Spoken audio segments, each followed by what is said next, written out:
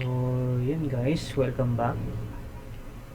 So, pahinga muna tayo sa kaka-server natin. So, ngayon, ang topic ko naman is about hub and switches. Hub and switch. Okay, so, ano nga bang pinagkaiba? Ano muna pala? Ano bang pinagkaparehas nila? Hub and switch. So, yung hub, tsaka switch, syempre, parehas silang networking device. Diyan natin kinoconnect yung mga PC, server, printers, at iba pang end devices. So, yun yung pinagkaparehas nila. Ang difference naman nila, si hub, ano siya, dumb, or sabihin natin buonak, wala siyang alam. Hindi niya naiintindihan yung kunwari, MAC address, wala siyang alam. Okay? So, ang ginagawa lang niya is, dinuduplicate or binabroadcast niya yung traffic na na-receive niya sa lahat ng ports niya. Okay, so kunwari ganito, si PC gusto niya makipag-communicate dito kay PC3, dadaan dito yung traffic sa hub. Si hub, i-forward niya rin yan dito sa PC na to, forward dito, diba? Yan ang mangyayari pag si PC3 sumagot, dadaan sa hub, i-forward din yan dito ni hub, pabalik dito kay PC1. Okay? Yung unnecessary traffic na nare-receive nito at yung ginagawa ni hub, magkukosto ng congestion or flooding. Okay? So magkakaroon ng lag, slowness sa network, yun, mga ganun. Ulit, si hub, dinuduplicate or pino-forward niya yung mga traffic sa lahat ng ports niya, bukod lang dito sa port kung saan niya na-receive. Okay? Wala siyang alam sa MAC address, hindi niya yung nalilearn, basta sinasend niya lang yung traffic broadcast. Okay? So, si switch naman, ito yung switch natin. So, si switch naman, ang attitude niya is, diba, bagong open lang si switch, bagong deploy lang, wala pa siyang kasing bago pa lang. Okay? So, kinonect natin yung mga PC. So, halimbawa si PC1, makikipag-communicate siya kay PC3. Ang gagawin ni PC, pupunta yan yung traffic kay switch. Si switch, syempre, first time, wala pa siyang alam. Hindi niya pa alam yung mga MAC address, tsaka yung mga ports. Ipo-forward niya yan, ibo-broadcast niya rin yan. Okay? Sa lahat dito. Okay? Ngayon, pagka ang mangyayari is, teka lang, ang gulo eh.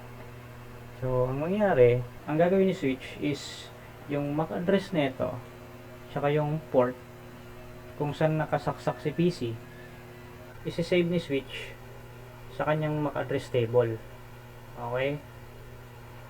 So, ngayon, pag si PC3, sumagot naman siya, ganyan, yung MAC address na itong PC3, tsaka yung port na to, kung saan nakasaksak si PC3, i-save niya ulit sa MAC address table niya. Okay? Tapos, forward niya yung kay PC. Ngayon, may record na si switch ng MAC address na ito, tsaka kung saan siyang port nakasaksak, tsaka ito. Next time, makapag-communicate si PC1 kay PC3, hindi na ito makakatanggap ng broadcast. Kumbaga, direkta na. Ayan. Tapos, re-reply si PC3. Ayan, ganyan na siya.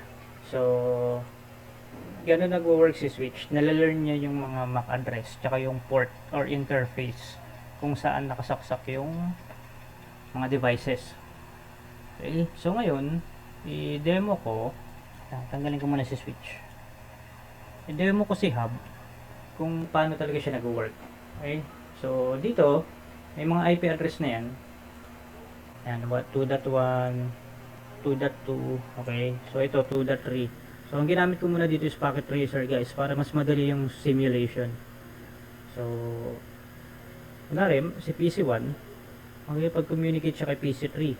Tignan niyo yung mangyayari, guys, pumunta kay hub, tapos pinasa niya rin dito sa PC2.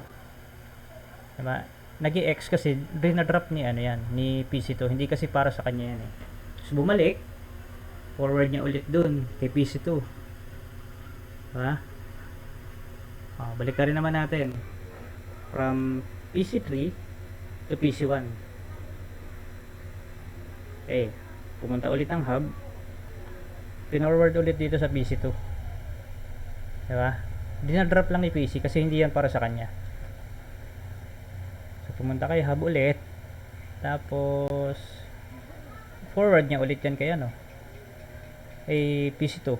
Kung mayroon pa tayong mga PC dito, yan, maraming PC, i-forward niya lahat yan dyan. So magkukos yan ng ano, congestion tsaka slowness sa network kasi unnecessary traffic yun eh. Okay, so yun yung hub, dump siya, kaya tinawag siyang dump device. Wala siyang nale-learn, wala siyang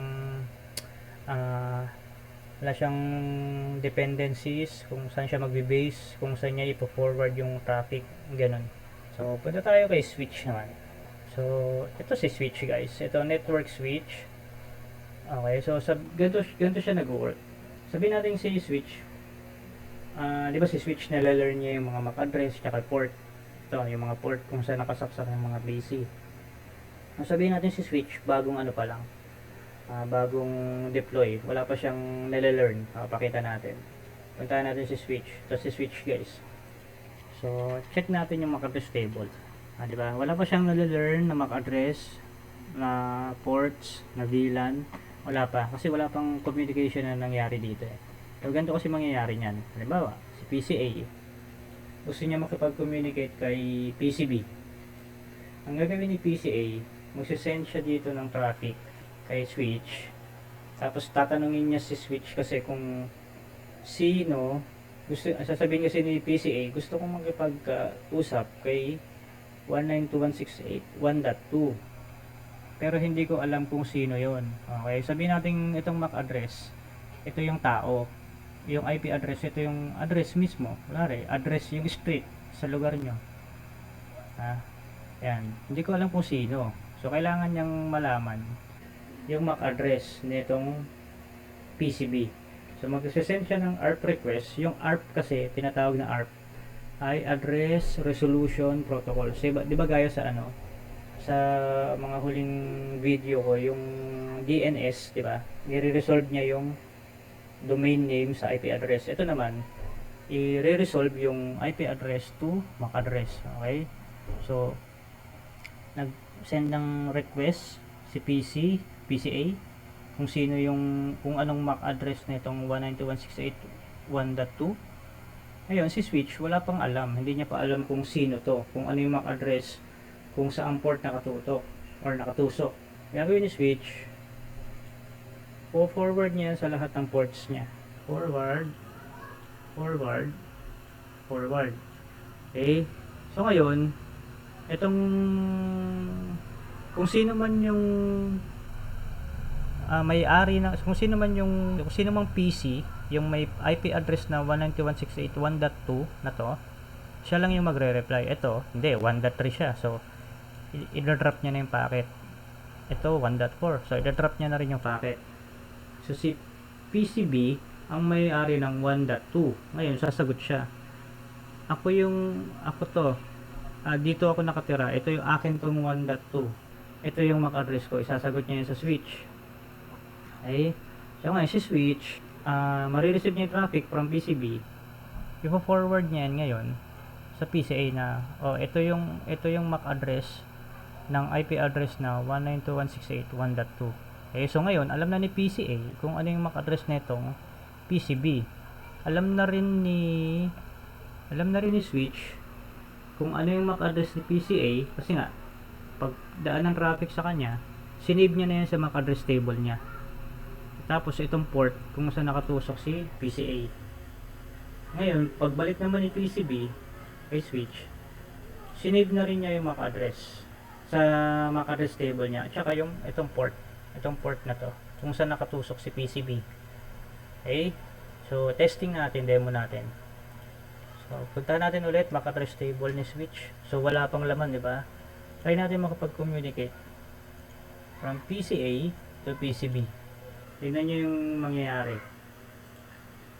So nag-request, gagawin ni switch, forward niya sa lahat ng ports, pero drain up na itong dalawa kasi hindi sila yon. So ito lang yung nag-reply si PCB, tapos binigay yung MAC address. Ito yung MAC address ni PCB.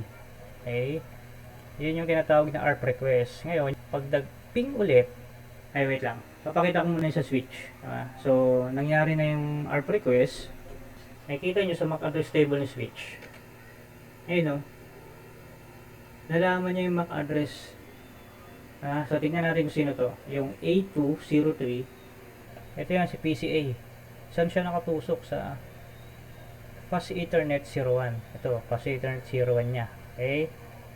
So, si 563D, saan siya sino yun? Si PCB, ayun o, 563D.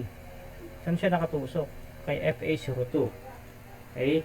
So, ngayon, pag mag-communicate ulit si PCA kay PCB, wala nang broadcast mangyari dyan. Rektahan na yan. Diba? Wala nang broadcast, diba?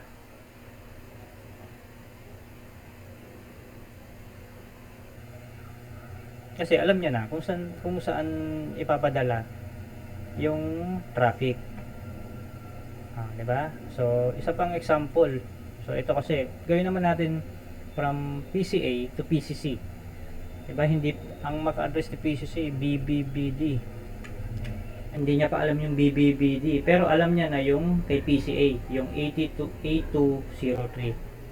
Try natin makapag-communicate. Ping. Yan. So, tinanong niya ulit kung sino yung MAC address ni 1.3. Diba? Pinorward niya lahat. I-drop naman itong dalawa. Ito ang magre-reply. So, pag nag-reply, ito yung MAC address ko. Natapos yung ARP request. Check natin yung MAC address table. Boom!